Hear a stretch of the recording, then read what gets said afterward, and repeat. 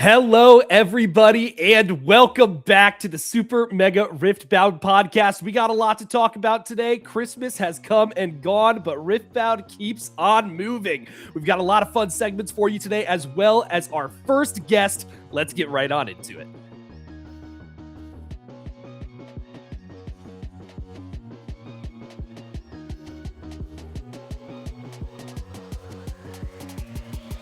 Hello, everyone, and welcome to episode 4 of Super Mega Riftbound. Like Eli said, we have our very first special guest, Paddocast. How you doing, sir? I'm doing fantastic. Had a good holiday with the family. Long-time listener, first-time caller, so happy to be here. Long-time listener of 3.5 episodes. There we go. It's a long time. It's a long time to be consuming some content, you know? Yeah. I'm glad you had a great Christmas. My Christmas went well as well. Super excited to kind of move past the holidays, figure out what's going on with the rest of the time in Riftbound. Very excited to see what that is. But selfishly, it was my daughter's first Christmas this last Christmas. So we were very pumped to see all of the excitement and everything that kids bring to Christmas time. So had a good holiday on my side. What about you, Teddy? It was good. I actually, from time of recording, I have one more party tomorrow. It'll be day of for the people who are listening. Yeah, Christmas Day was good. Got to go home I'm home now. As you guys can see, I have a nice little bonsai tree up here. I'm in my mom's office, so I get a nice little setting for the next few weeks. But yeah, it's nice to be home. It's nice to celebrate with family and just be able to kind of see everyone. I haven't really seen anyone. I was gone all summer and only back like between when I got back from my summer job and going back to school for 3 days. So I didn't really get to see any of my family. So it's been nice to kind of see everyone again. But yeah, we're going to move in to obviously our first segment. As all listeners know, new listeners, this is the last week in Riftbound. So basically, this is just us chatting about what we've done in the past week of Riftbound. So Paddo, what has your last week in Riftbound looked like? Well, a lot of the tournaments, because the holidays have slowed down here locally. So instead, I've obviously been spending a lot of time with family, which means I have like one of those commander deck boxes just filled of Riftbound decks. Yeah. I've been spreading the joy between all the cousins, brother-in-law, everybody, getting them addicted. And then luckily I happened to be fortunate enough to get a decent amount of products. So a lot of the gifts ended up being starter decks and, using some of my bulk to give them stuff so they can upgrade it and let them go and flourish and hopefully buy some more stuff. And then there you go. Other than that, I think my other main thing is I found some training partners. We'll talk a little bit about Vegas headed up, but I found some One Piece buddies that were wading into Riftbound. So now I have some online people I can get some reps with. Nice. And then scheduling out all my skirmishes for the next month, which luckily there are a lot and spaced out enough that I have probably about 3 a week coming up for the next month. So I have a lot of skirmishes to do. So gonna train hard and hopefully get some buys for future regionals and whatnot. We're in such an interesting rack them up. We're in such an interesting space right now where it's like it felt like everyone has already moved on to set 2. Like all the content creators, all of the hype has moved on to set 2, but there's still so many skirmishes going on because it's the double schedule. We had our December ones, we're having our January ones as well before the release of Spirit Forge. So it's felt really interesting that people kind of shipped on this meta so fast to move on to the next one because that's when the regionals are, but there's still a lot locally to be done in this first set meta of Origins, and I'm excited for that too. I had a skirmish beginning of this last week, and then that went okay. Gorica, the best of Teemo, ended up taking that one down. Well played to Gorica. Didn't get to play Gorica, unfortunately. Always a blast when I do get to play him, but Christmas time happens. Got a lot of cool Riftbound stuff. My favorite, actually, shout out to Drizzy on Twitter. Drizzy got these journals that essentially you write in. It has life tracking on one side and then has a full notes page and things you learned from the match. The Codex journals? From it. The Codex journals. Yeah. I got 2 of those and I'm very excited for them. As soon as I saw him post those, I was like, yeah, that's what I'm spending my Christmas money on this time. So I picked up 2 of those. We'll be very happy when they come in, but that was my last week in Riftbound. Not a whole lot because of the holidays, but still had a good time. Yeah, mine, obviously not much happened. It was actually, like I said, I'm home, so I was able to go see a bunch of my old Lorcana buddies that are still playing Lorcana, but also playing Riftbound. So it was nice to kind of go and play at locals, visit some friends. They all just opened up a new shop, so it was cool to go play there. Shout out Epic Collectibles here in the Chicagoland area. But yeah, Christmas was good. I didn't get much Riftbound. It was like I was telling Paddo this before we started recording. Christmas kind of snuck up on me this year. It just really didn't expect it. So much with school going on and like trying to figure out, okay, what's my actual life going to look like once I graduate in 6 months. So it's just like Christmas is kind of like, oh yeah, that's here. I don't really know what I want. But I'm also going on a mission trip in March. So a lot of my Christmas money was towards fundraising for that. So that was fun. Really cool to see family, like I said. So yeah, my last week in Riftbound, same thing. We'll get in Vegas here, but I didn't get into Vegas, which was kind of unfortunate.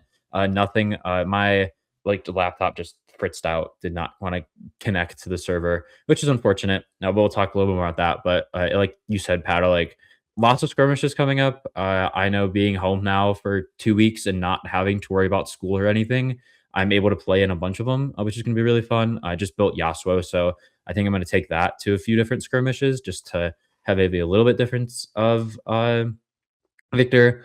See a little more colors and see the 2 colors that I'm going to be playing most of in set 2.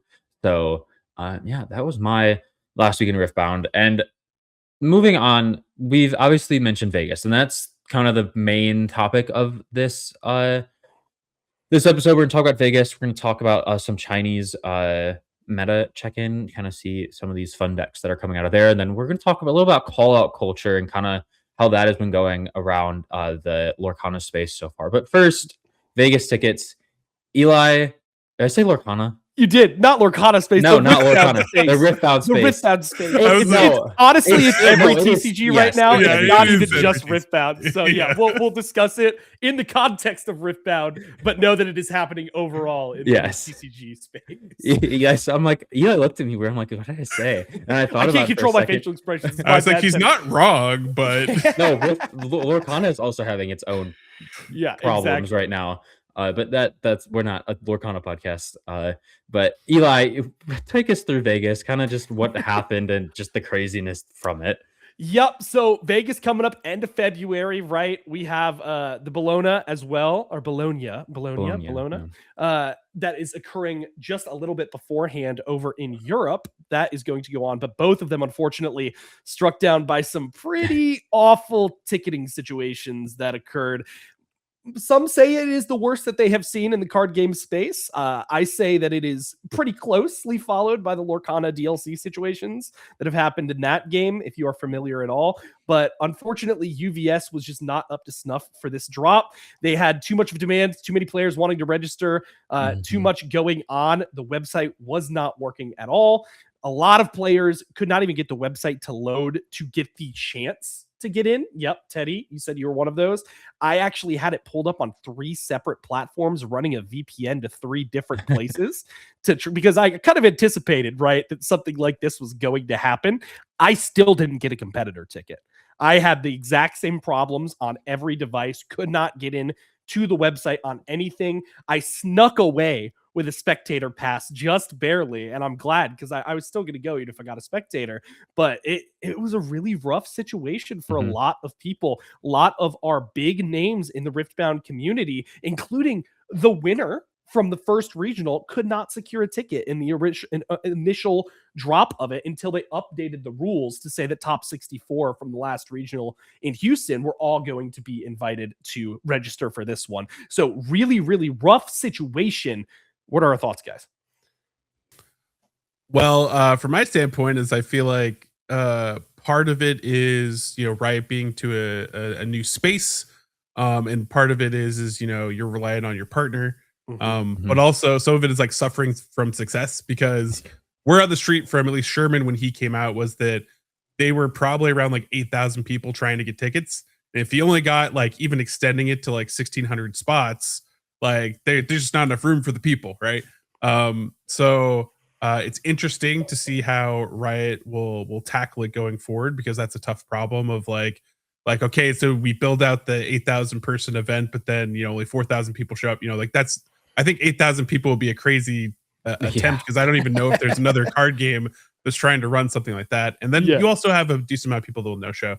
But for me, I think a lot of it comes down to me is like, I've heard lots of like feelings about UVS's partner and Riot. I think, you know, knowing a little bit of the background stuff, I'm sure that like a lot of stuff is kind of like ride by the seat of their pants, and they don't have as big of a budget to go big on everything or the mandate to do it. Obviously, they have more data points now that's going to like help leadership at Riot start to maybe give this team more personnel money, whatever, to build stuff up. But for a lot of it, they're relying on their partner, and so it's a matter of, I think, is like, can they level up their partner fast enough to meet the demand, or are they going to have to eventually take over at some point? But with all that said, I also did not get a ticket. I got a spectator pass. I got a spectator pass, but I had a competitor badge in my cart. While I was buying it, it timed out, and when it came back, it was gone.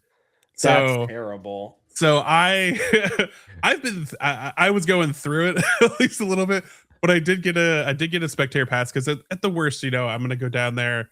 I'm gonna build some content. Like, I enjoyed Houston. Like, the side events were cool too.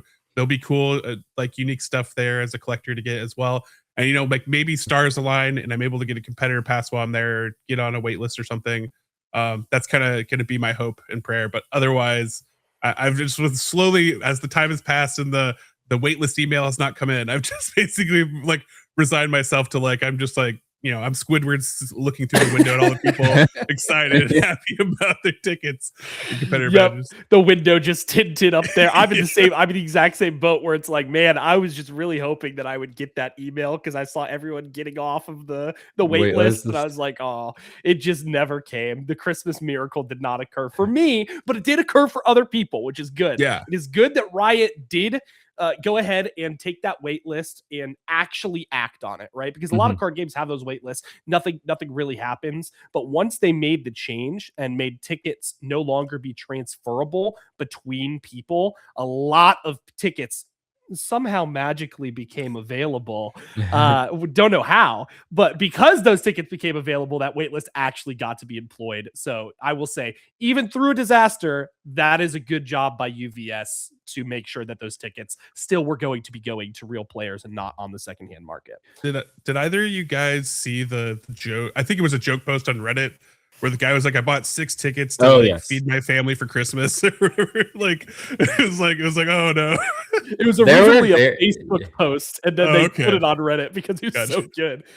I saw something on Twitter where it was like, I have 6 tickets, I'm selling them all, and like, people were like, it wasn't like, you couldn't tell it was a real person on Twitter. It was just like an account, and it was like, it had a little bit of a following, but I could definitely tell it was just kind of fake. And like, there were half the comments were like, people were roasting this guy and like, how could you do this? This is so bad for the game. You're the reason people aren't playing. And other people are like, okay, like we get the gist is up. So it was just so funny to see like the different disparity of people being able to tell like, oh yeah, there's people joke, like people. So a lot of people took this lightheartedly, which I think is good. I think they're obviously, like, we're talking about it now. We have to say something about it. It's not just like something that could be swept under the rug.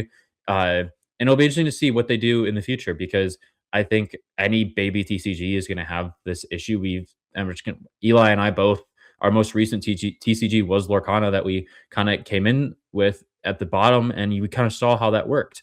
Lorcana didn't really have their competitive scene start till a year after it released, so a little bit difference there, but still there's demand. And I think with demand comes the question of like, I think you said it, Paddo, can UVS actually keep up? And if they can't, is it like a Pokemon taking it back from Wizards thing where they're like, does Riot just run this themselves? Because I think they can. I think they 100% could. We've seen what they've done in other games. I don't know too much about like Valorant and like that type of stuff, if that's run by Riot or they like sell it. I don't know. Either of you know how that works? It's run by Riot. Okay. So they use subcontractors for a lot of things, but it is run by internal Riot employees, headed up by internal Riot employees. And Riot is an event company, right? They put on some of the best events of anybody in the gaming space in general. Their world championships are almost always flawlessly run and executed. Their opening ceremonies are awesome. Their graphics, their music, everything that Riot puts out is honestly leagues above what some other companies in the gaming space leagues above. Put out. You did it on purpose there. Can put out, but it does beg the question, right? Because Riot has all of these things that they're doing. Valorant is incredibly successful. TFT, global phenomenon, incredibly successful. League of Legends. How much can they actually put on themselves, right? So going to a partner like UVS makes sense if they're going to be able to meet the demand and run the game adequately. But Riot has not been shy in the past of retaking control of things that they need to. I think that might be what we are hurtling towards if UVS cannot clear up their issues that they're currently having. But I'm not going to say that they're totally not going to be able to. Usually you can have one of these kinds of things happen at some point in the game's early days. You can't really have a second one happen like this did. Yeah. If that occurs, then we can talk about some more drastic steps. But I think everyone gets one. They'll figure it out. Like you said, Paddo, they've got the data points. They'll try to resolve this one. Yeah, I think obviously we didn't really get any data points from it for Houston because those tickets went on sale before the game was even out, which people didn't really have the time to go in like just explore. That's what I'm looking for. Explore the game, see if they like it, and then try for a ticket. It was just, okay, these are the people that were playing the game early on during like beta and during when we were getting all the Chinese cards before Step 1 even released. So yeah, just really, I don't know. Paddo, any other thoughts? It was also in a tiny URL link in a post where they said they were going to give us information. I think that's another thing is like one of the things like I talked about then, I think it was also evident in this event that I know that they recognize is proactive communication, because a lot of their stuff has been like very close to the deadline. Even as a competitor in Houston, like information on the day of like how to get in, line security, all that kind of stuff was like maybe like 2 or so days out into email before the event. Like I would expect that to be like a week or more, like so I can plan or other things to happen. So I think that they recognize too as being like, hey, like here's the exact dates, launching the website ahead of time so I can go and see that, oh, the ticket prices are more expensive now. And here's what comes in the ticket prices. So which one do I really want to get? Or like, instead of like, just go and try to just scramble and buy a ticket. You don't even know what you're really buying, you know, like for most people, because I didn't look at that stuff until after. I was just like, all right, I'm just trying to get a ticket. That was a huge deal. What you just hit it on the head, right? Like the increase in price of the premium ticket for both spectator and competitor at this event was not communicated beforehand and caught a lot of people off guard. Put that on top of the issue that we were getting taxed the European tax amount in the United States to make the order on the premium spectator pass and the premium ticket. And it was looking like $600 coming out of everyone's bank account when they were expecting like $350 from the regular ticket and the tax from the last one. So definitely need proactive communication on that. You're totally right, Paddo. I think they will resolve that. I don't think it'll be that much of an issue moving forward because I think that's something that people hit on a lot. Obviously, they did make the change, a little bit of a divisive change amongst some people, but to give the top 64 the ability to register for this event and the best of winners, correct. The ability to register for this upcoming regional. I personally like that decision. I think that creating storylines in a game that has aspirations to make a professional scene happen is a very important thing to do early on into the game's lifespan. They did it in League of Legends. They did it in Valorant, did it in TFT as well. So it would make sense that they would want to do that here. So I think that that is a heads up decision, but some members of the community are a bit ruffled because it feels like people are getting priority over other people. A lot of stuff can be spun there. Personally, I like it, but it is up to interpretation. Yeah. I think it's just, oh, go ahead, Paddo. Oh, as someone that likes, you know, casting and storytelling, like I agree that like that my first reaction to Dwali's like, you know, when he was like, I didn't get it, it was like, you can't do this. Like you want to have that storyline. Like, can he repeat? Like instead of the storyline being like, who could get in, you know, like, and instead put it more on like, hey, like how'd they perform last time? Some of the best ofs, that's the only one where I'm kind of like, I get it because some of the people in there, like now they are people that you know, but the other part of it is like, are they going to go for the same best of? Right. Like that's cool. You know, imagine repeating the best of back-to-back events. That would be a really cool storyline. I know the Garen at least is going to do that because he already said like he's going for the Garen again. So like he's going to be the only Garen collector. Which if you think about it, it's actually in a weird way. It is like, you know, the people that go on TCG Player and they're like buying out, you know, all the Kabutos or whatever, first edition Kabutos or whatever it was. it's like if you go win all the best ofs, then technically you have the market. You're cornering the market. You are the market. I can name whatever price I want. I'm the only one who has any. Yeah, oh, that's great. Yeah, like me personally, like I want the Ari one because I like the legend a lot. Mhm. And I wouldn't have sold mine either, which the best of Ari also is not selling theirs, which like props to them. I think they're like one of two people that it was not trying to hawk theirs. Yep, Frodan, the Leona winner said that he was not going to get off it either.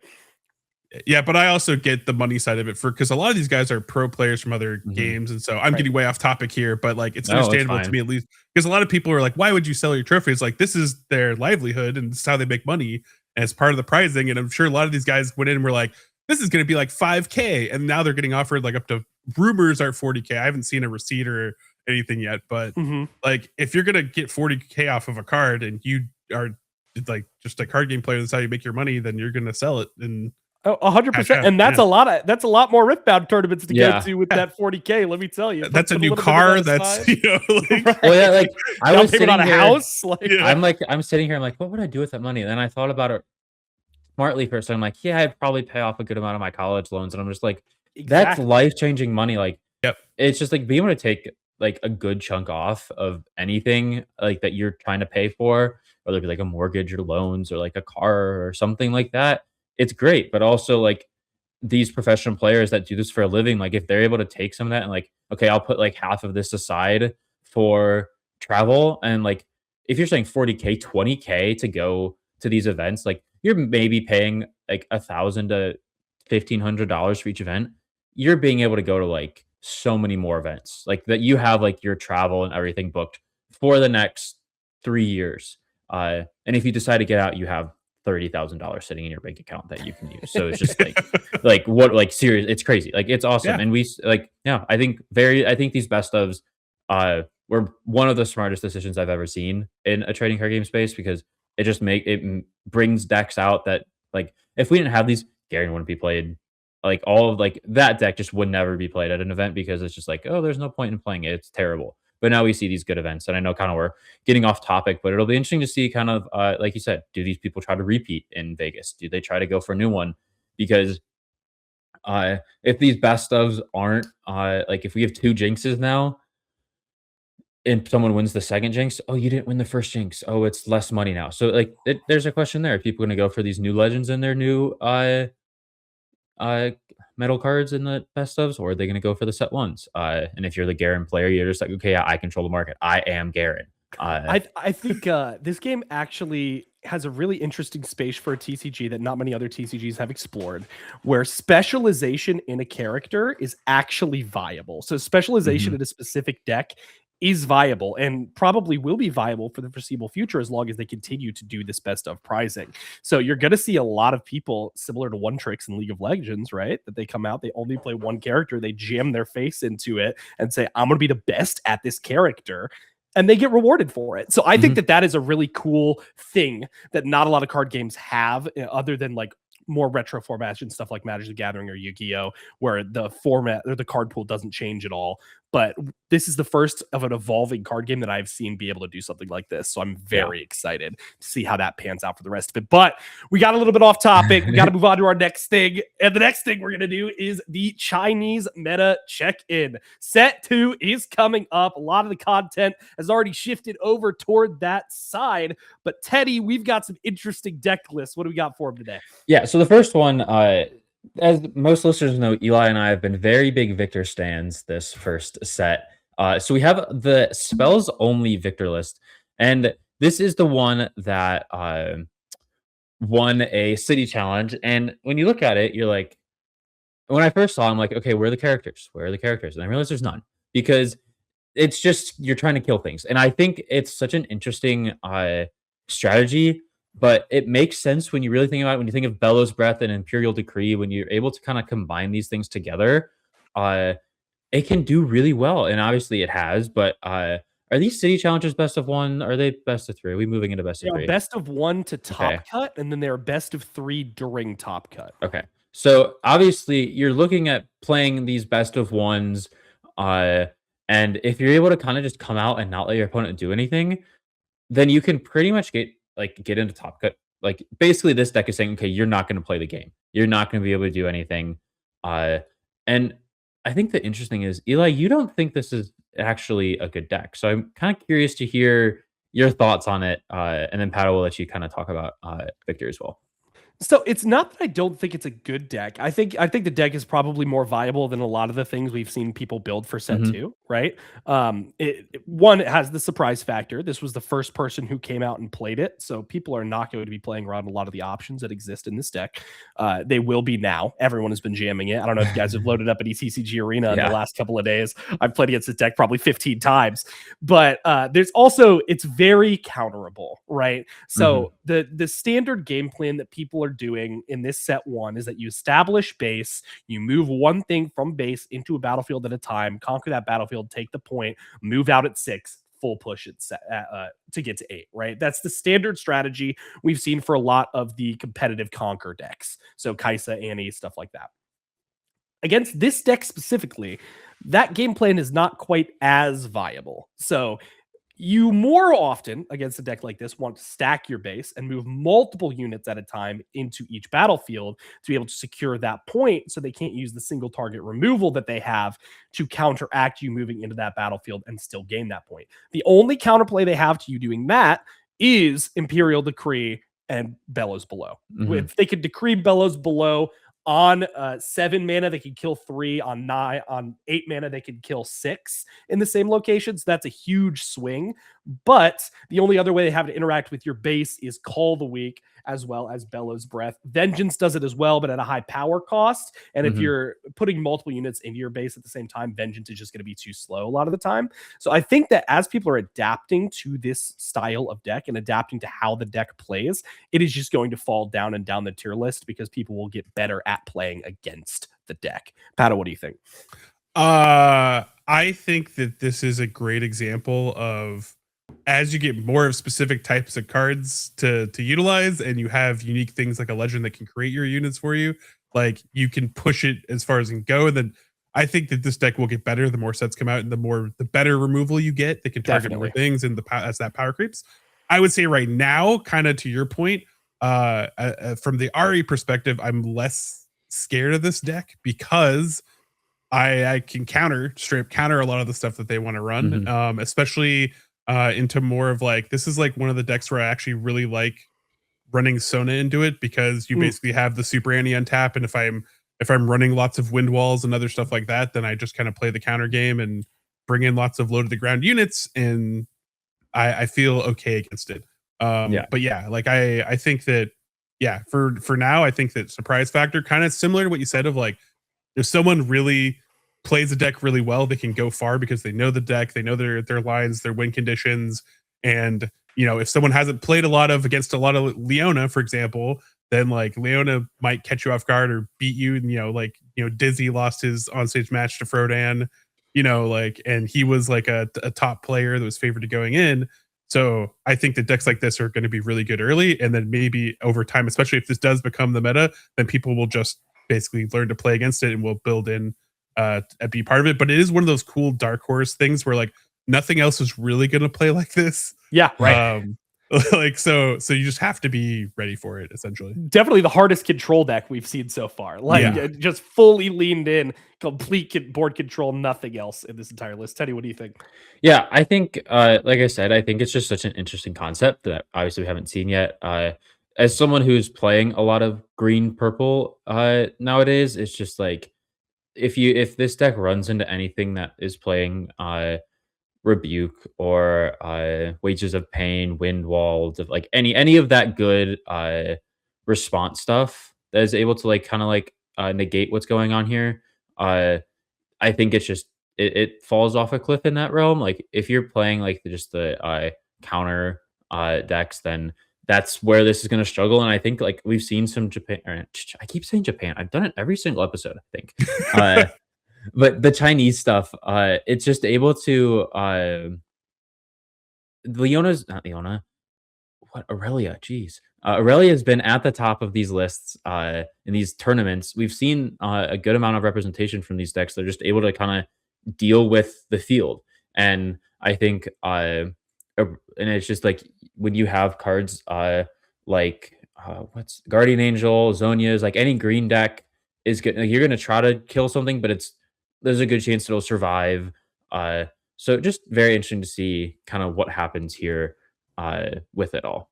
One specific interaction with this deck I'd like to highlight before we move on. You mentioned GA and Zonia's, right? So Gale Wins, our best of Yasuo player, is a local player for us, Indianapolis native, and privied us into a fun ruling where how Bellows Below Imperial Decree interact will get through a Zonia's or a GA, saving one unit that it is attached to.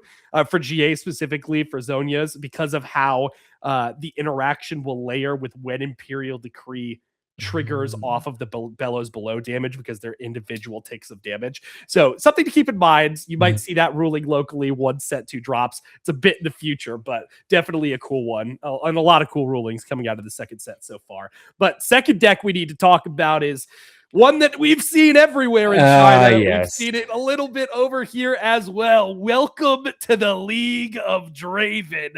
He is everywhere right now. Let's pull up a list and walk you through it. Yeah, so Draven, obviously good red purple. Like, that's just the basic thing. It's being able to use things like Falling Star and Cleave and Angle Shot and the Spinning Axe to do more damage and deal with things. It's a streamlined challenge deck. Obviously with Draven, you're going to be getting extra points when you're able to win some of these challenges, but also give them back as well. But usually if you're doing that, then maybe this list isn't actually playing the purple Draven. I did not see that. Well, still, some decks are playing the purple Draven. It kind of just goes back and forth, I think. I know what you're trying to do, but it's basically just trying to run in with as much might as possible. You have, I think, one of the best cards we've seen in this set with the Furious Runner, and then just getting 3 might units when it dies. Like, that's great. 3 might, I think, is really the sweet spot in this game right now. And obviously, we're going to see the might level increase, but 3 really definitely feels like a really good spot to be playing something for free with. Like, we've seen how effective sprites are in set 1, being able to add 2 of those onto the ground. And obviously, they're not ready, but they're still able to come in and they still stay on the field. So yeah, I like Darius. I like Draven a lot. I can't speak today, guys. Paddo, what do you think about Draven and the whole concept behind just red-purple goodness? I think the colors are good. Purple obviously also got. I mean, I actually think both of them got better cards. Fury is still like the leader in units go. I think Ferris Forerunner is so good, especially as it's like, hey, I took a battlefield. Even if you deal with it, now I got 2 little guys on the back end. It's just a really annoying and strong card. But I think also whenever you make something that draws cards and there isn't a cap on it, like Dreaming Tree, you get 1, everyone else you get 1, but Draven's just like, yeah, as many combats as I have and I win. And so it creates this, like, it disrupts the play pattern normally of like, you have to think about like, okay, like if I attack in, he could be drawing another card. Like, what are the bounce cards become more powerful because the ruling is that that's still a combat. Yep. So even if he goes in and we don't deal damage to each other, but you just, fight or flight me away, rebuke me, whatever, that also counts as winning a combat. And so, yeah, it's a dangerous deck that can get a lot of card advantage in a different way. And I think that like Annie kind of beats you by having more runes and being able to cast more stuff. And this deck kind of beats you just being able to play tricks and build a huge hand advantage on top of just having really good cards, which I think there's been a lot of fun stuff around Spinning Axe and how people have played around that and the temporary and like using like Angle Shot and stuff like that to like save it and other cool tricks like that. So I think it's a really cool, I think it's just, it's going to suck to play against because it's going to be everywhere, but this is like, look at this and just like, along with your Annies and your Kaisas, like get ready to play against a lot of this, like basically. Definitely. And I think it feels very similar to both those decks, Annie and Kaisa. It kind of feels like an amalgamation of the 2 of them because you're playing a lot of the similar cards to Annie, but you're playing a lot more similarly to Kaisa in how you stack your hand and you're really wanting to create card advantage and keep that card advantage throughout the game.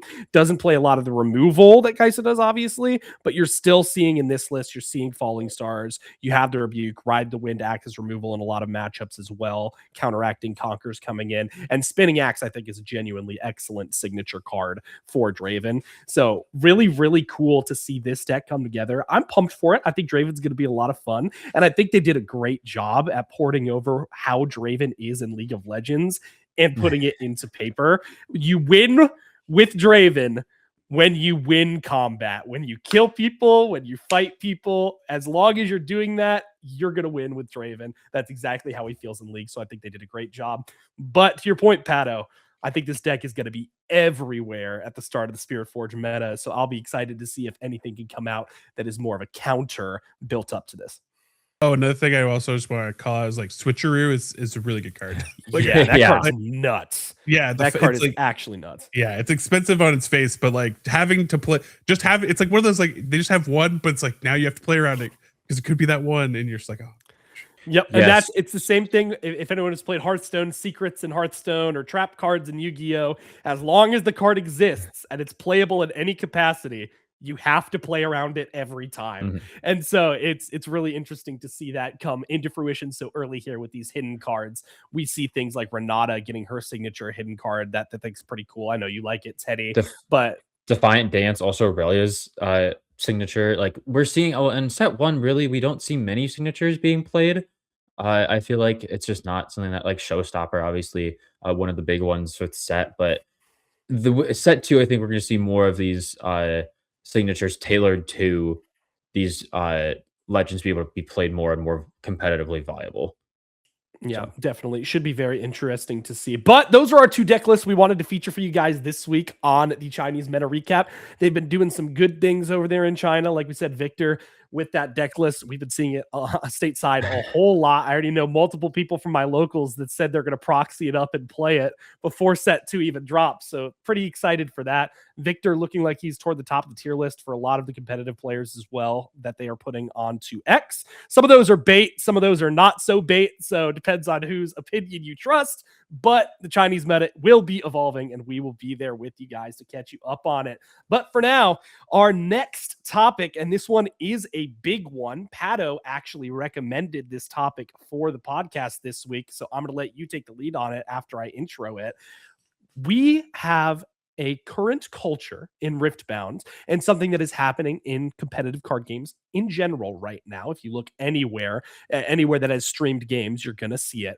There is currently a culture that is developing around specifically stream moments that are caught where people make either gameplay procedural errors, maybe intentionally cheats, maybe do a lot of things. But the problem is none of that is confirmed them doing those things intentionally. And so the culture has developed that people are coming out and immediately going after these people without maybe looking at the context around everything that is occurring and what is happening in these clips, or maybe the entire tournament as a whole. So, Paddo, why don't you talk to us a little bit about that, and then we can give some of our individual opinions. Brief disclaimer: we are not calling anybody out. Mm-hmm. Everybody has the freedom to have their own opinion, and we are not disparaging anyone's opinion on the topic, especially if you are somebody that perhaps made one of these posts. That is not our intention. We just want to talk about what we think could be an issue moving forward in the community. Mm-hmm. All right, so I like to approach this kind of from both sides of the coin, having, not being the cheater or anything like that, but having played against a cheater. I don't know if any of you have ever played in TCG tournament and had someone cheat against you. I have. And luckily for me, it was at a Friday Night Magic. It was a young kid, and it was frustrating in the moment because I lost, and I knew he was likely cheating, but he didn't get caught till later, and he was pulling cards out of his sleeve, kind of thing, and in those instances, it's very obvious the person cheated, and it really sucks because your night is kind of ruined because you might have lost your first game to this person, or they beat you in a crypt game, or you went on tilt after that and you didn't have a good tournament. The stakes rise even higher when you think about hey, if you're the person cheating, I was in, which people have dubbed as cheating, or even if you're just misplaying, let's say even you're misplaying, and you don't realize it, but it's giving you an advantage, and you knock someone out of a top 8 or whatever like that.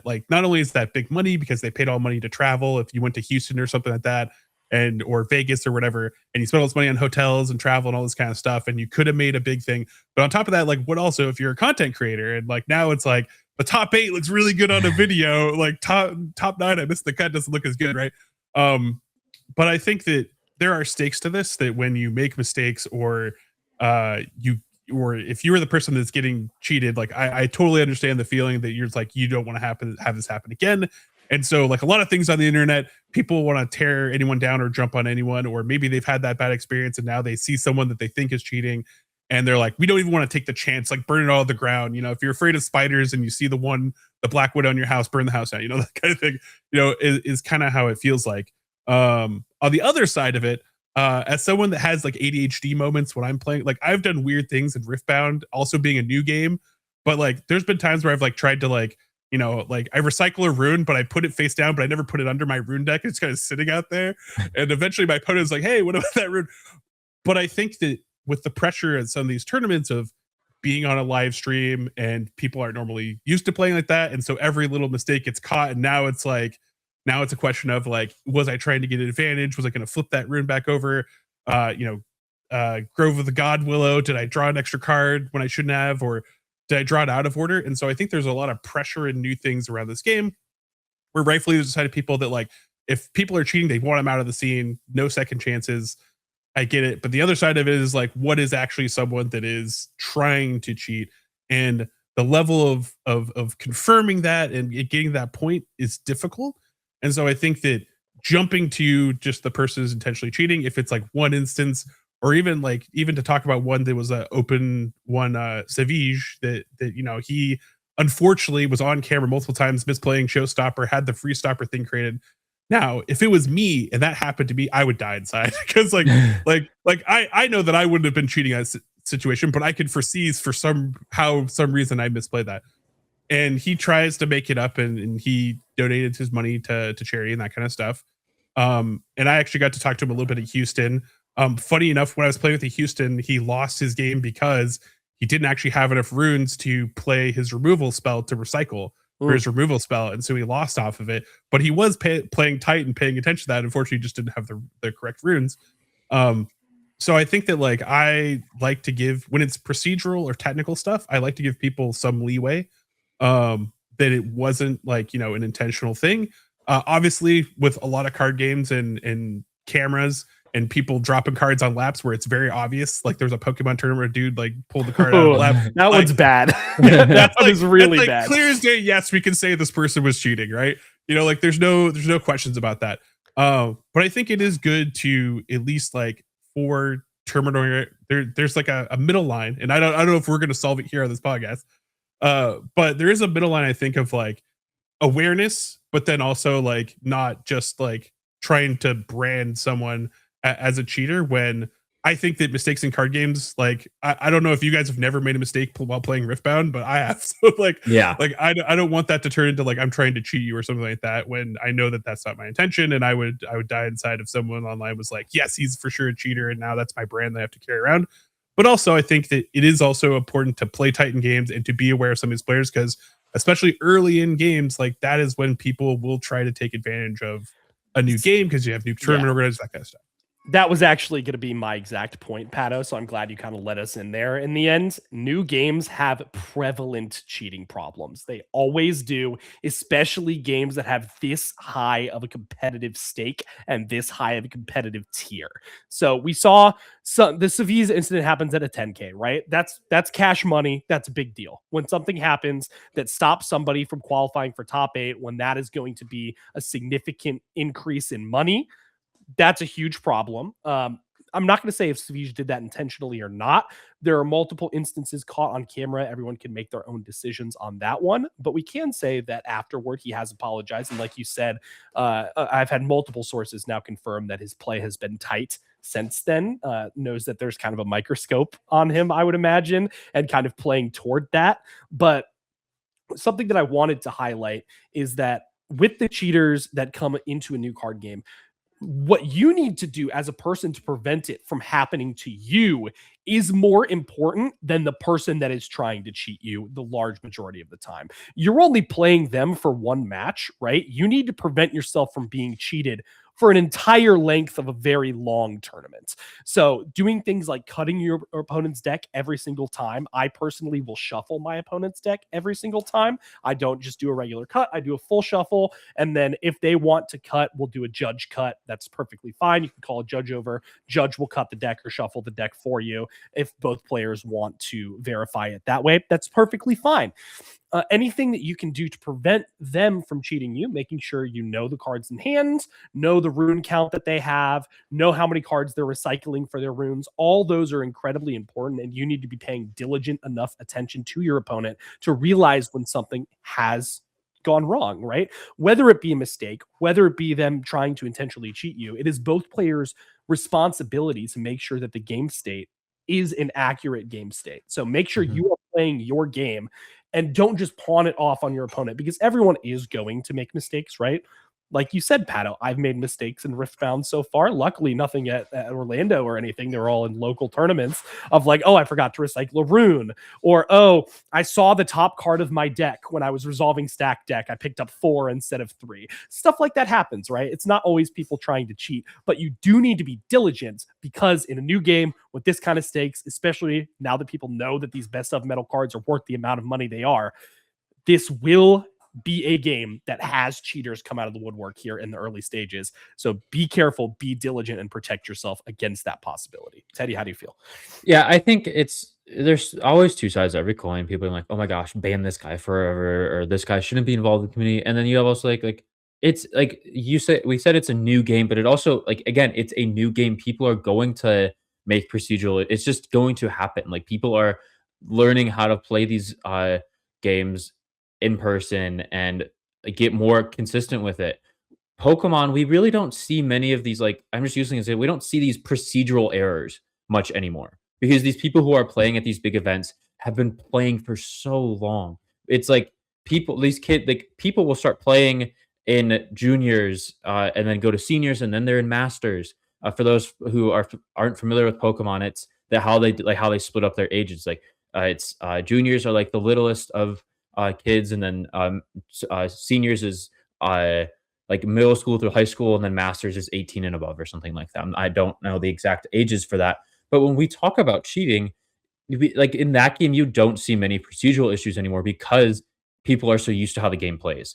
You see cheaters, like we talked about the card in the lap. That's just crazy. Like, that's something that is plain cheating, but you don't see these procedural issues that are resulting in people thinking you're cheating.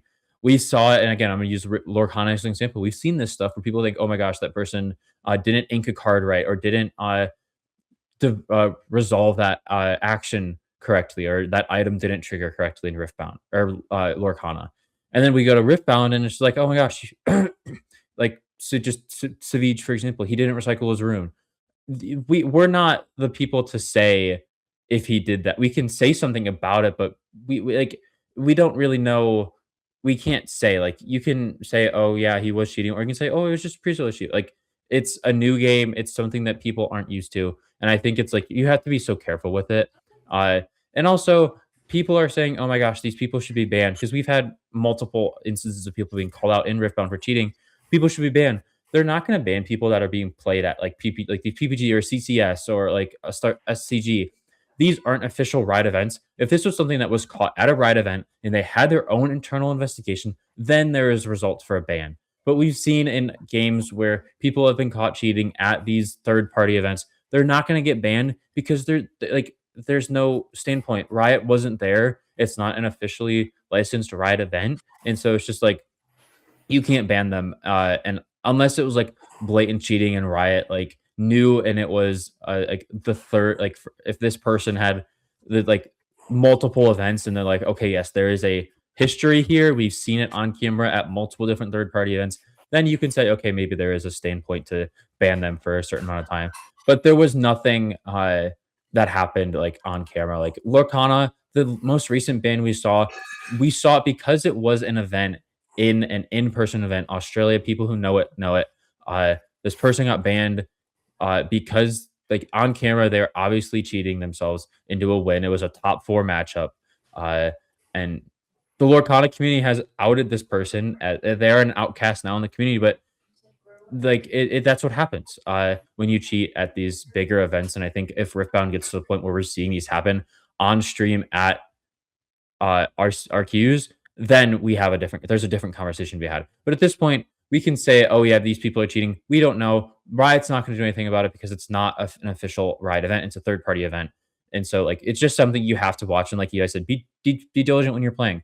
Be honest to yourself. If you think something is happening, call a judge. Even if you're not, like you play that person for 30 more minutes, maybe they're a little upset at you, and then you move on. Like that's just what happens. Like if it's someone you don't know, you may not see them ever again. So it's just like be diligent, be aware, call judges when you think you need to. That's kind of my whole 2 cents on the whole cheating thing.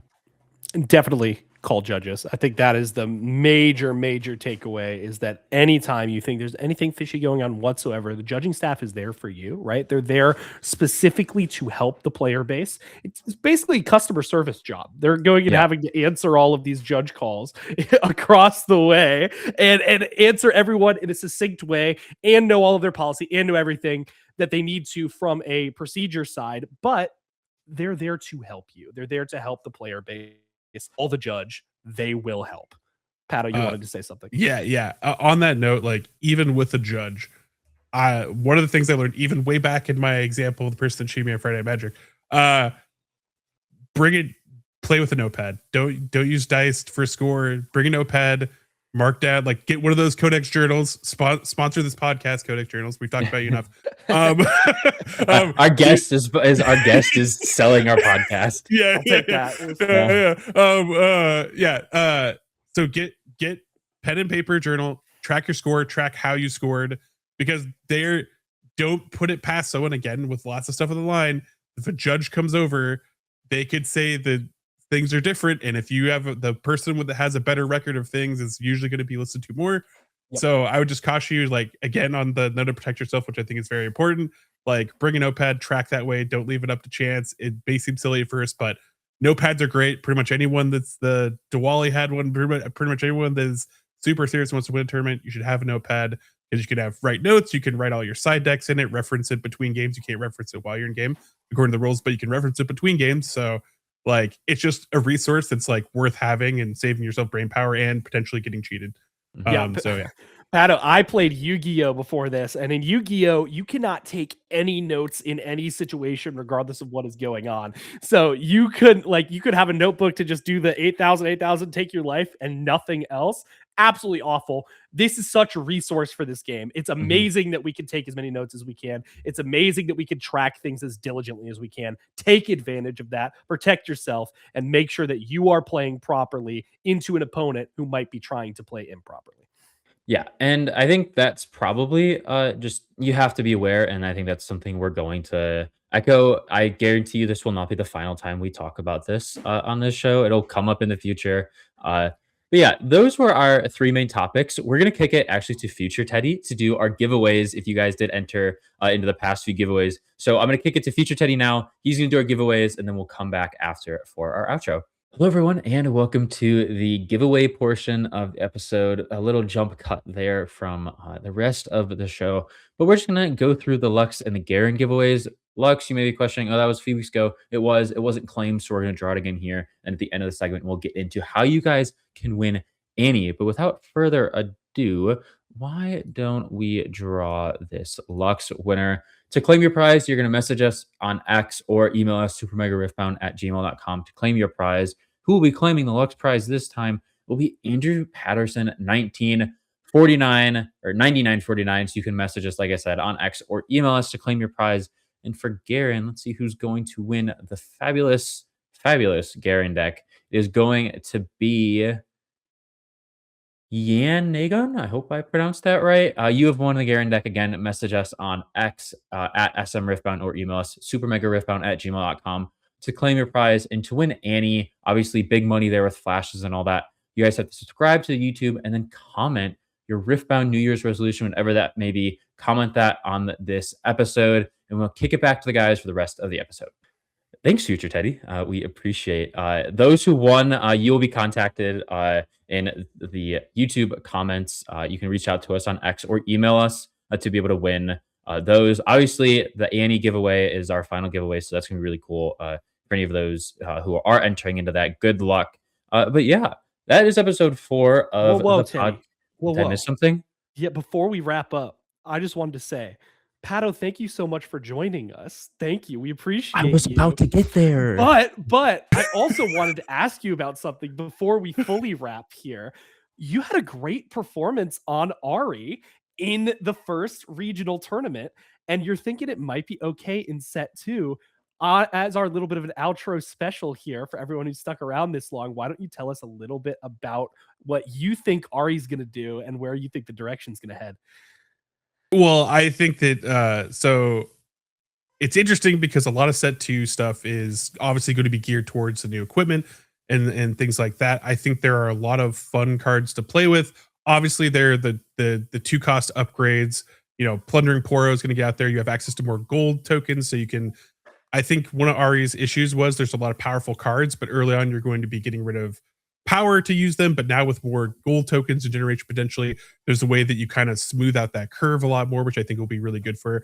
But I was also someone that going to Houston, I didn't play a lot of Sona. And now with a lot more tools, it was funny because going in, there was someone that ran like a very memey deck that was like, you run, the whole goal is you get Sona on a board and then you're just playing, it's just spells. So there's like nothing above 4 costs. It's like all the spells, all the counters. You're playing like 3 wind walls. Like you're like literally going like hardcore control. I didn't like it because there were no finishers, because I think that once that breaks down, you're in trouble. I think there is a world where that deck in this set can actually have more legs with the other spells that have come in, as more counters. Unfortunately, it does not so fast does not counter. I don't believe it still counters Falling Star or anything like that, because they don't target on cast, they target off the reflective triggers, on the reflexive trigger, which is very sad. But I think there are a lot of really cool. Thwonk is a complete upgrade. Sorry, hitting my mic down here below the camera. Thwonk. Yeah, I just flunked my mic. It's a complete upgrade as a stun, because it's Rune Prison. 99% of the time you're using it defensively anyways, and now you just don't lose a power and you can repeat it, which seems ridiculously strong as a defensive tool.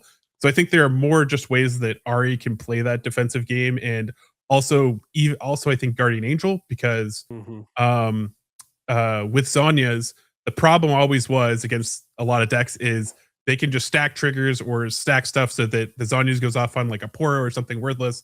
And now you can actually be like, no, I want my Sona to be Guardian Angels, or hey, I want my green Ari to be my Ari Alluring to be Guardian Angel. And that actually, along with the stat buff, which is like a minor thing, having a specific way to make sure that unit lives is very powerful. So definitely.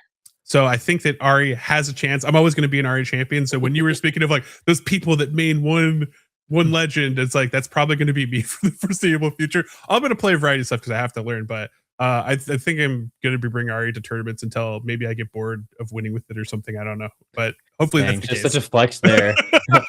So I get bored of winning with it. Put that on a shirt. Yeah. Sorry to interrupt, Teddy, but yeah, you're thank good. you so much for joining us, Paddo. You can find Paddo on the X handle down below, as well as a couple of other places. Why don't you shout yourself out real quick before we wrap up? Yeah, you can find me as you mentioned at the X link below, and then PaddocastRiftbound on everything else, YouTube, Instagram, all the other stuff. So yeah, perfect, fantastic, Teddy. You can find me obviously at Limited Teddy. You can find all of the Smurf stuff, Twitter or X, SM Riftbound, TikTok, Instagram, YouTube, Super Mega Riftbound. Eli, where can everyone find you? Everyone can find me at the same place. My X is battle tested. I'm battle tested on Discord. Did you change it from Lemur? Everywhere. I did change it on all of my profiles. Yeah, very exciting. So you can reach out to me there. Reach out to me anywhere you see me. My name is, of course, Eli. So if you see Eli anywhere, probably referencing me if we're talking about anything Victor related, that's for sure. Because I'm with you, Paddo. I think I'm sticking with Victor next set. Gonna ride it out as long as possible. But I think that's all we got for you guys today. A really fun episode. Thank you again for joining us, Paddo. This is the Super Mega Riftbound Podcast. We're going to be coming right back at you next week. Do not miss it.